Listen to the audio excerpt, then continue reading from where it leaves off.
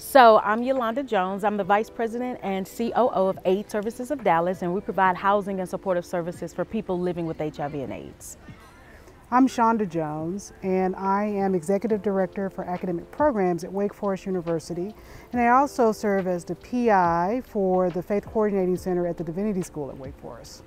I think for a long time I've been called to higher education, in particular theological education specifically, and in that work have integrated this notion of faith and health, specifically around those impacted by HIV. And so through the years I've worked in that arena, and I've also served on boards for nonprofit organizations in that arena, really because of a calling to serve the least of us. So this is my big sister. And so she would like to say my origin story is because she was in the field. However, we are literally 10 years apart. So I was a child when she was in that space. And so as an adult, it was really an accident. It started in college. I was very active, involved in school. And so one of my friends had an internship at an agency that worked with people who were HIV positive. She had me do all the programming and activities. And I just kind of fell in love with the space. So I've literally been doing this since 2003. This is the only thing I've ever done, so. The work that I'm involved in, we are building the capacity of faith communities to work with and serve those impacted by HIV. So these communities are primarily Christian communities, which is a wide net of people from different traditions. And we are working with an advisory board that's very diverse religiously. We have Muslims, Jews, Buddhists, as a part of our team, Hindu individuals, to help us think about how do we create pathways that are distinct and different for those communities that would be different from the Christian communities that we're accustomed to serving. So part of our hope is to make that more robust. The starting point has been listening to those communities.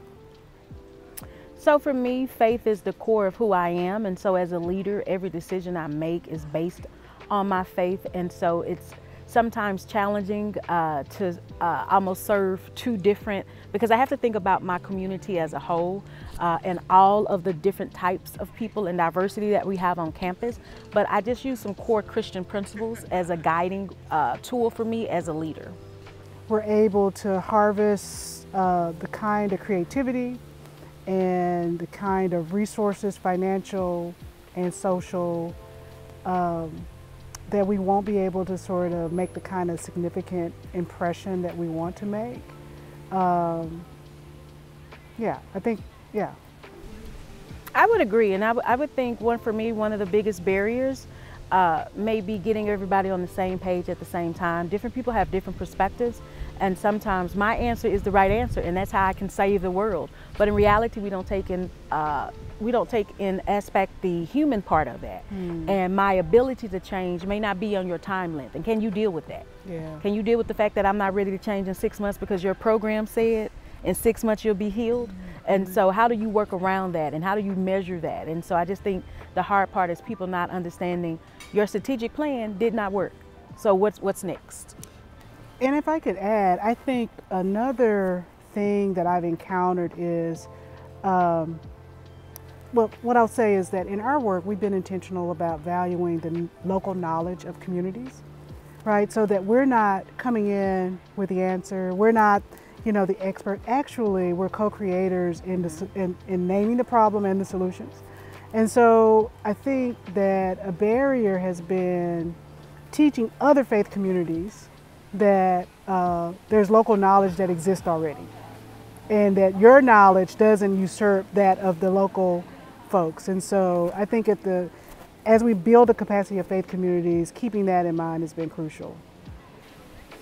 So I'm an ordained elder in the United Methodist Church, and the United Methodist is a church that has been committed to social justice and a call toward equity across the board. And so we have these social principles that are part of our faith tradition that we hope to live out, and we have different agencies and activations to help move us toward the common good. So I am also United Methodist, and I'm an usher. And so I'm an usher because I believe in service, and I believe in being a servant, and that brings me so much joy to be able to anticipate what somebody may need in a pew. And so again, I do the same thing in my work, to anticipate the need of my residents in the community in which I serve, to help them to think outside of the box of what they would normally think of. So just as a servant